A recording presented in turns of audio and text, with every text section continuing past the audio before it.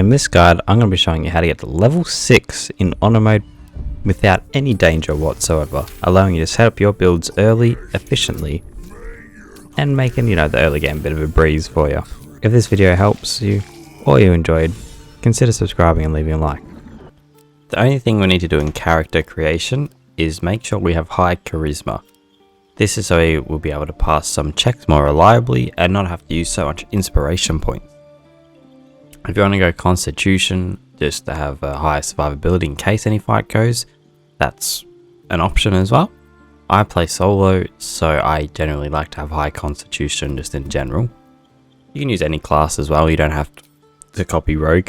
Rogue does have some good skills and expertises though, so you can have high persuasion, intimidation or deception, as high as +7, which can pretty much trivialize most of the early game checks and some checks in Act 2 once we have a couple other pieces of gear. On the Norloid, the first thing we want to do is try get us. It's a little bit of XP, it's really not the end of the world if you don't get it. I don't hit it in this run.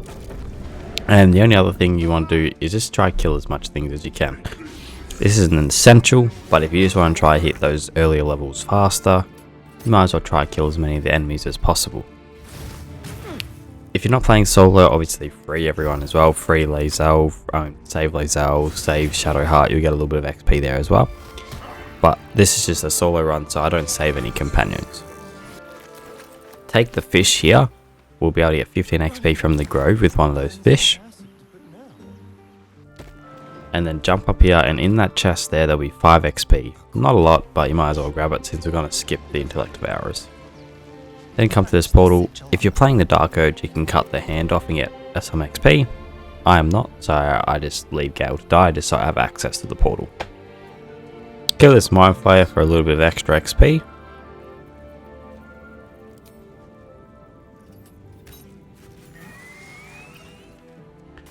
I'm going to go back to the camp, and grab my Flying Elixir and Strength Elixir. The Flying Elixir is to skip the grove fight. If you really want all the XP, you can do the grove fight. It's just very tedious, and on a solo run, you can die quite easily. If you just want to skip it, it's not that much XP. I promise you can still get to like level 5 in Act 1, or level 6 if you're going into Act 2. If you do skip the fight, you can walk over to the little ladder here and you'll get 5 XP. Then we're going to come down to this bear and throw the fish to it. This will give us 15 XP, and my first level up in this run will come after we do this check here. You might vary depending on how many kills you get on the Norloid. Again, do whatever you'd like. It doesn't matter to the context of this video. I'm going to talk to Nettie, get some little bit more XP, and then after that we'll go meet Arabella's parents and they'll give us more XP as well. Next we're going to convince Roland to stay, and this will give us some more XP. It'll also give us some quests that we can do in Act 2. We're then going to grab the silver pendant up on this body up here. This will allow us to cast guidance even on characters that don't learn the spell, and it is a cantrip, so you can cast it as many times as you want to help pass some checks. Come to these guys over here, hold their stare, and then go tell them to avenge their brother's death. This will give you 70 XP and a little bit extra XP after you accept the tadpole from the dead body as well. Then we're going to transform into a drow. This will allow us to skip all the checks here and pass through automatically, and we'll still get all the XP for it.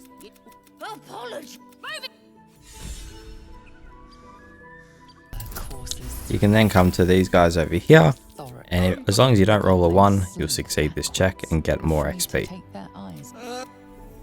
This hits my 3rd level of the run, and again, do whatever you want with your build.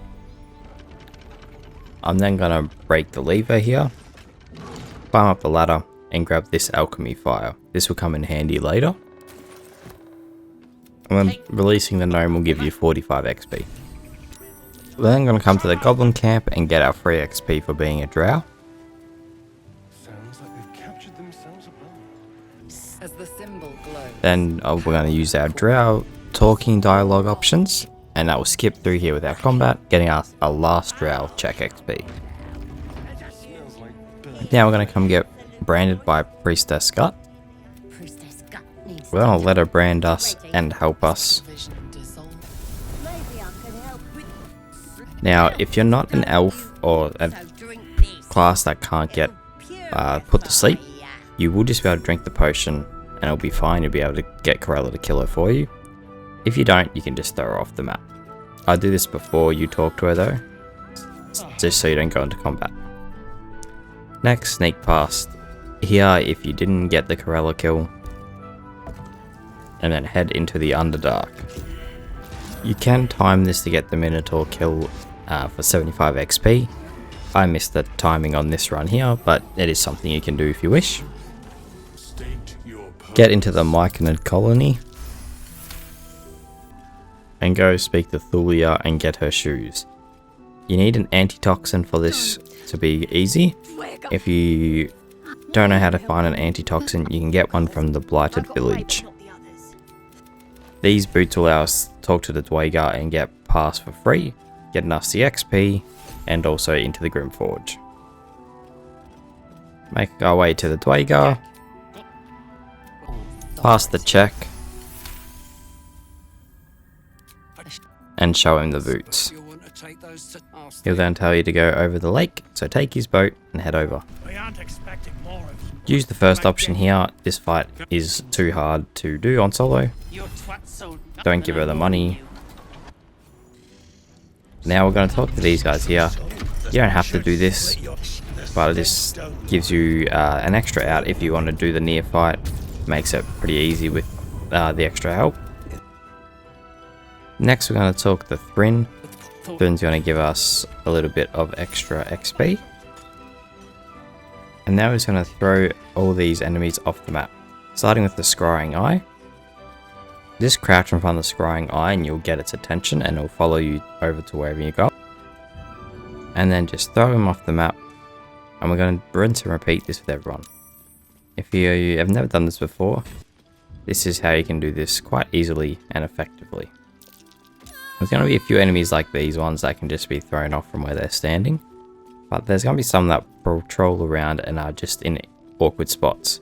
So what you want to do is improvise weapon and then make a path to where you can throw them off the map. Once your character gets there, cancel the move right as you get there. This will allow you to throw, and if you fail, just go into turn-based mode. Once you're in turn-based mode, you can try again, and if you fail in turn-based mode, you have another chance after, because you can just unexit turn-based mode and throw again. Now we're just going to rinse and repeat and do that with all the Dwagar here.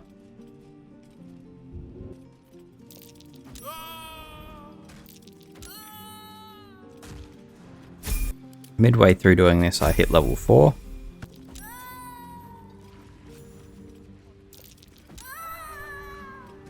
Now, if level 4 is all you want due to it hitting your power spike of getting a feat if you're monoclassing, then you can stop right here and you're pretty powerful.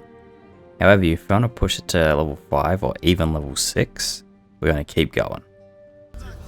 So, first we're going to do the Grimforge now. Since we're already here, we might as well. Grab your mithril and whatever pieces of, for whatever molds you'd like. I usually grab the shield and the heavy armor or the medium splint, whatever the kind of choices. Grab your ore. You can sneak through here so you don't trigger the methods and you can just walk straight on through without any combat starting, as long as you're crouching.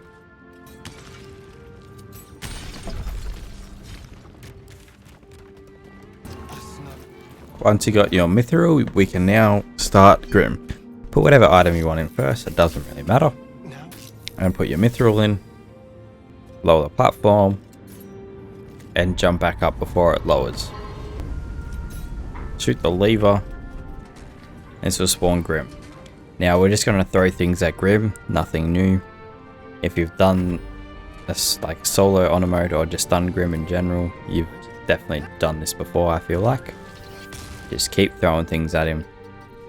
Eventually, once he gets about to 300 HP, he will summon a bunch of methods, just hide and walk backwards and he will just fight them all for you and you'll still get the XP.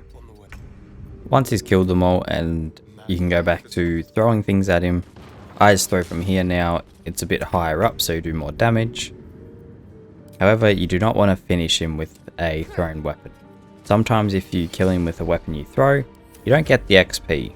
But if we kill him with our weapon, we should always guarantee get the XP.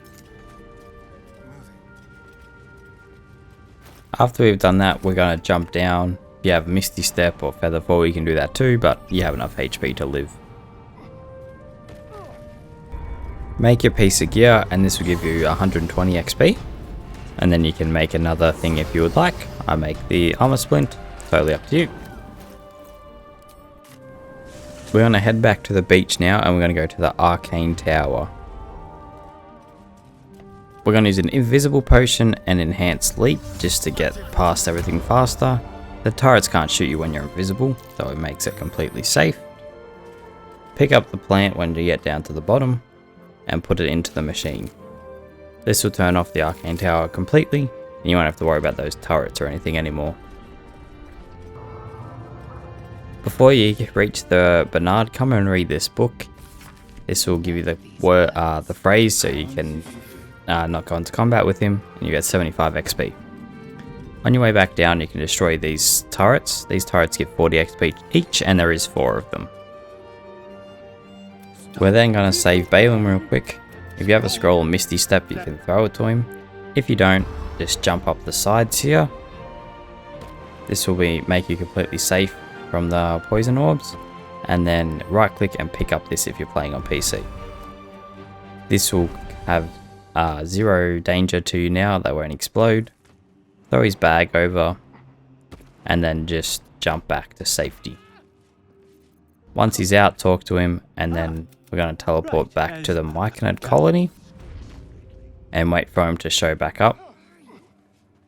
If this trader has any invisible potions while you're here, grab them. We'll use them to get through some tricky areas later. And once Balin's back, talk to her again, and she'll give you 60 XP and some gloves.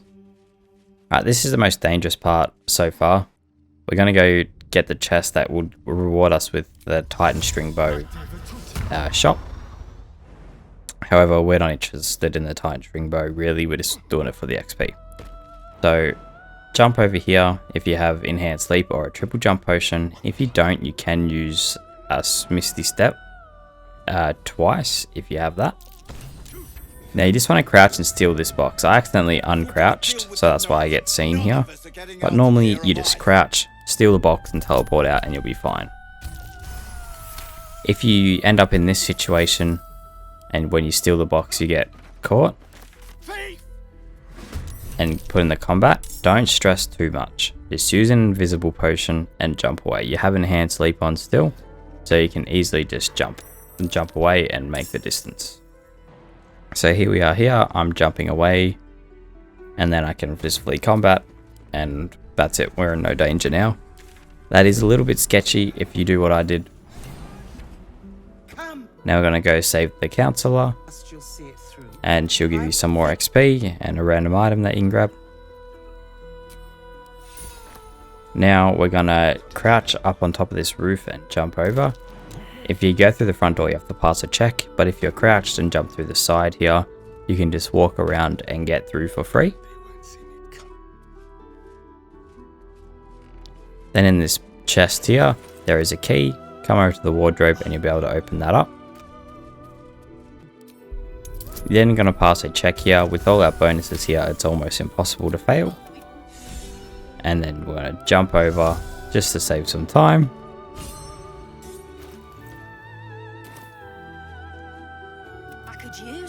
Say, ask what the job is and then tell her you've found the chest.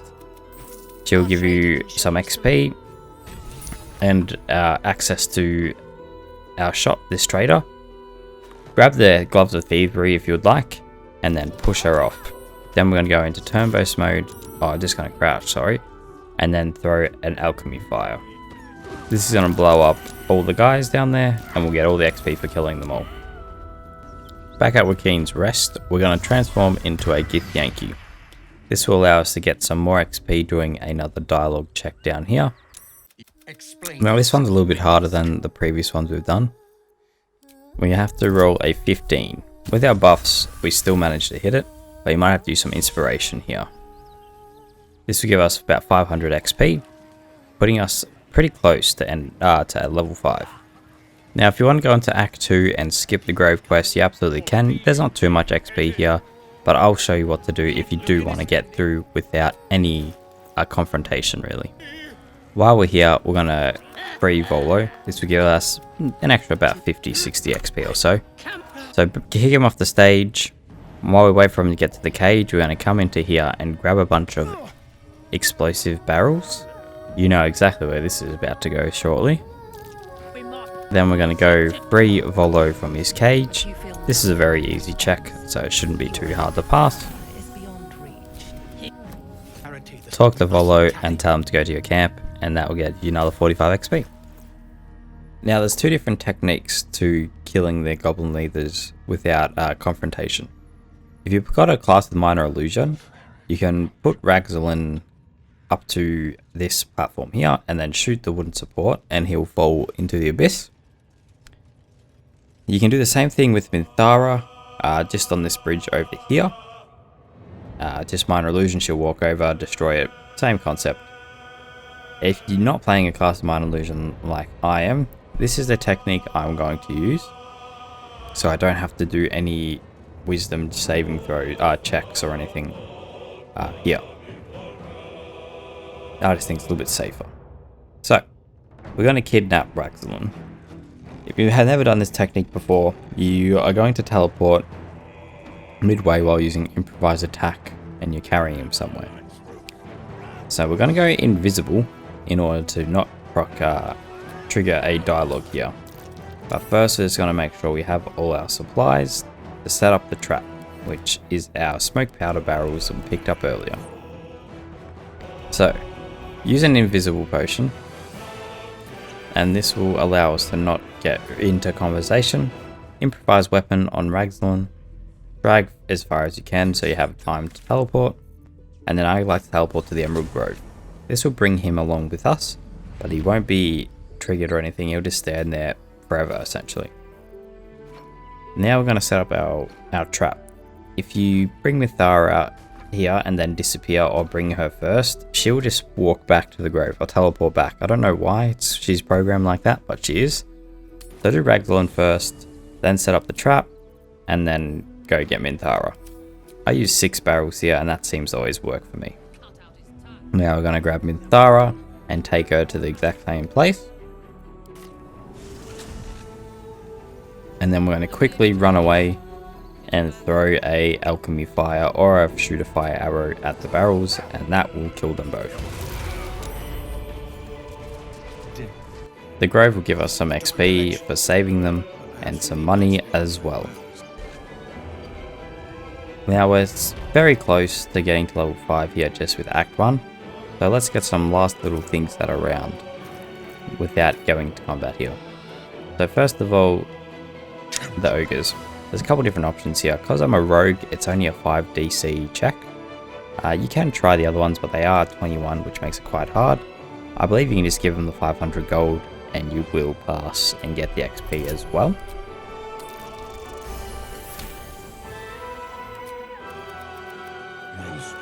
So this is going to give me 225 XP, a pretty decent amount, and we're 7 XP off level 5.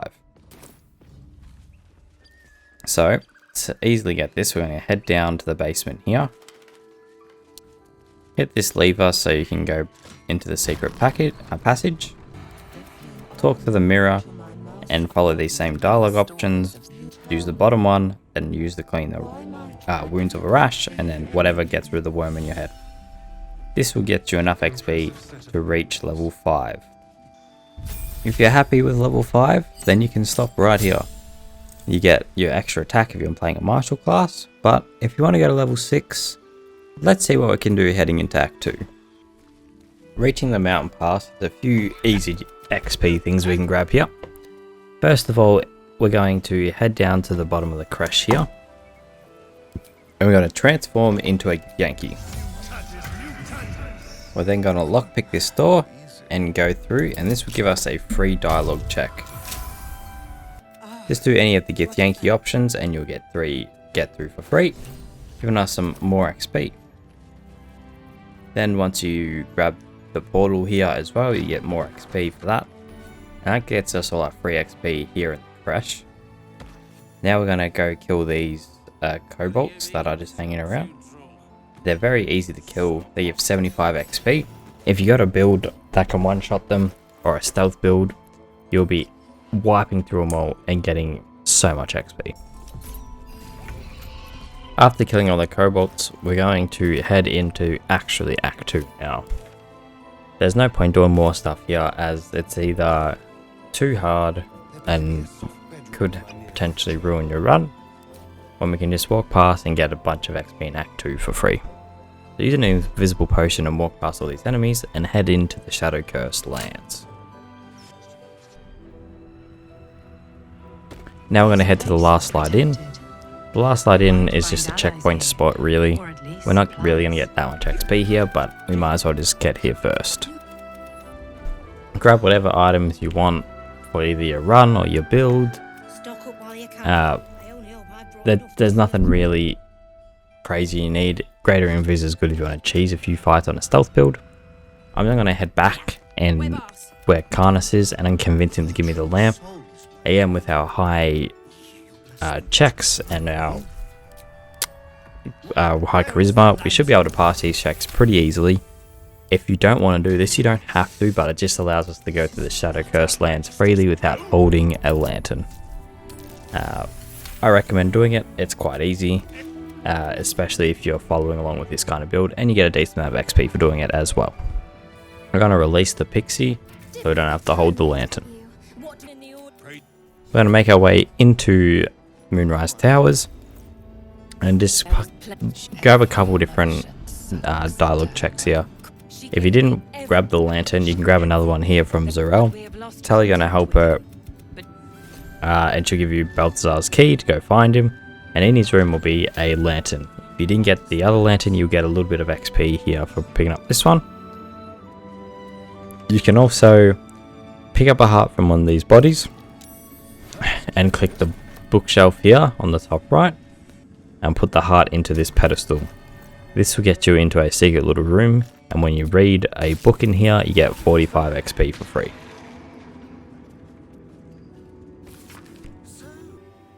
Now, once we're going to head over to the Charles Gauntlet, but we're not going to go in there.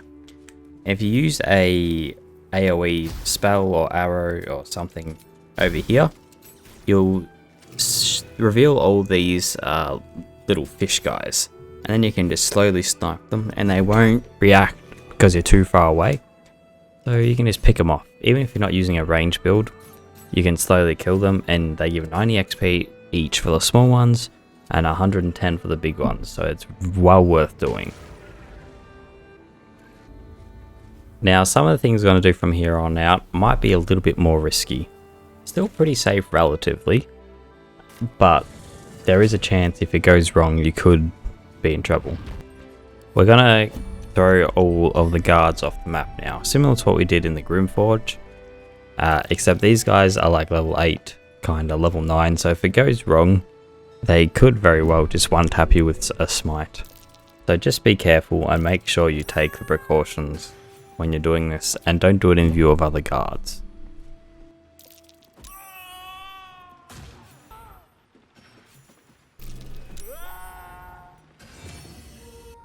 We're then going to throw inside the prison as well. Try not to do it in front of the eyes or the guards, and there is one guard that you won't be able to throw because he's too heavy, so just avoid throwing that one.